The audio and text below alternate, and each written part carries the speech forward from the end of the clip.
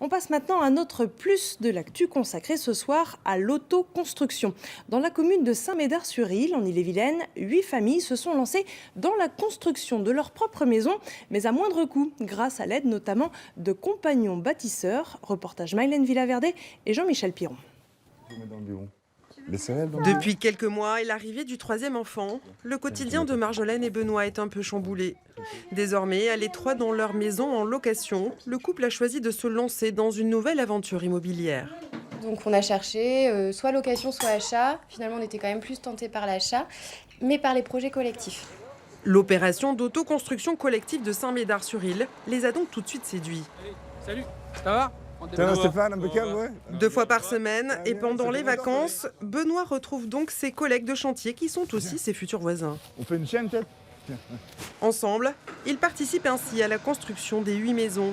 Et pour les diriger, les compagnons bâtisseurs sont là au quotidien.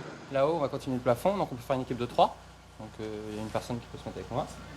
Ce sont eux qui sont à l'origine de cette initiative inédite. Leur but, aider les ménages modestes à devenir propriétaires et leur éviter de se lancer dans des projets hasardeux. On a de plus en plus de familles qui viennent nous voir et qui se lancer dans l'autoconstruction et qui n'ont pas forcément réussi individuellement, avec des problématiques importantes qui n'ont pas été au bout de leur chantier. Donc on s'est dit pourquoi pas recourir à une part d'autoconstruction, sécuriser le projet avec un certain nombre de partenaires en amont, surtout la question de la sécurisation du projet, et faire en sorte de faire accéder des personnes par une part d'autoconstruction qu'on a voulu collective. Quand tu la poses, tu mets ton niveau pour vérifier. D'accord. J'ai tout appris. Oh. Mais non, ils sont hyper pédagogues au niveau des compagnons. On apprend à faire des trucs qu'on n'avait jamais fait. Et puis en termes de complicité, c'est quelque chose de vraiment agréable. C'est ça va être nos futurs voisins. Et le fait de vivre ça ensemble, c'est une belle expérience. Pour après, on n'hésitera pas à demander le sel ou le poivre. Le point fort du projet, c'est aussi bien sûr le prix des maisons. 140 000 € pour 85 mètres carrés tout compris.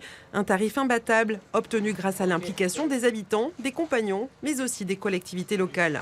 Et pour la commune, cette opération apporte une vraie plus-value sociale.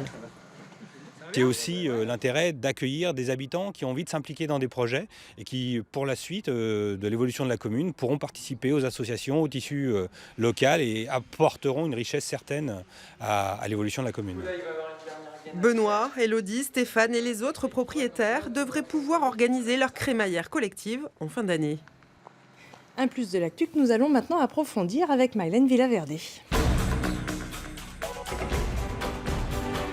Bonsoir Mylène, alors on vient de voir avec votre reportage, c'est une initiative assez inédite en Bretagne. Oui et non Valérie. Alors non parce qu'il y a eu une première initiative à Langoitin en Ille-et-Vilaine, mais à l'époque c'était juste 7% d'autoconstruction. Là, à Saint-Médard-sur-Île, on est à 50% d'autoconstruction. Ce n'est pas rien puisque ça représente 30 à 40 000 € d'économie, c'est loin d'être négligeable. Projet qui n'est possible que grâce à l'investissement de partenaires indispensables. Oui, bien sûr. Évidemment, les compagnons bâtisseurs, vous l'avez vu, qui sont là à l'origine et qui se sont associés avec la commune de Saint-Médard, mais aussi avec un bailleur social, Néotoa, qui a joué un rôle fondamental. Ce sont eux, ces experts, qui ont permis de monter le projet financièrement parlant, mais aussi de le sécuriser. Écoutez Sébastien Argenté, chargé d'opération.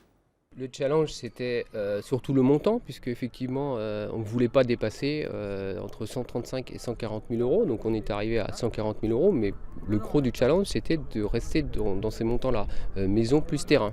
Donc là, ça a été effectivement un gros travail pour monter le dossier. Et le deuxième travail, bien sûr, c'était de le sécuriser en termes d'assurance, de garantie et de cadre juridique.